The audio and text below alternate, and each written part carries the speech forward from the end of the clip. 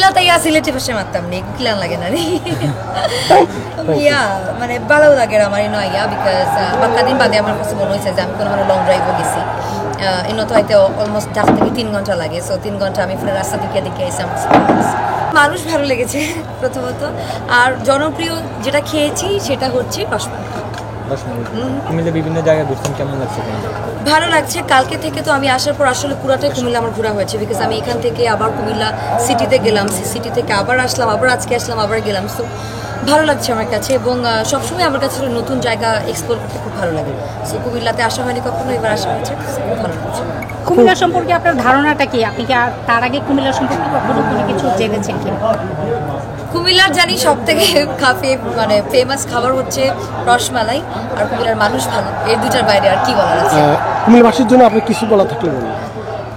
কুমিল্লাবাসীর জন্য বলবো যারা কুমিল্লাতে আমার ফ্যান আছেন, আমার কাজ দেখেন, আপনারা আমাকে সাপোর্ট করেন, আমি অনেক কৃতজ্ঞ আপনাদের কাছে। আপনারা সবাই ভালো থাকবেন এবং আমার জন্য দরকার।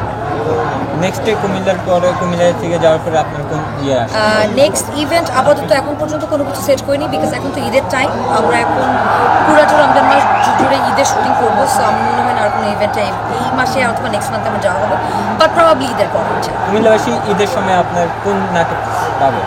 ঈদের জন্য অনেকগুলো প্রজেক্ট আসতেছে, প্রায় 9 থেকে 10টার মতো। সো ইনশাআল্লাহ আসলে সবাই দেখতে পাবো।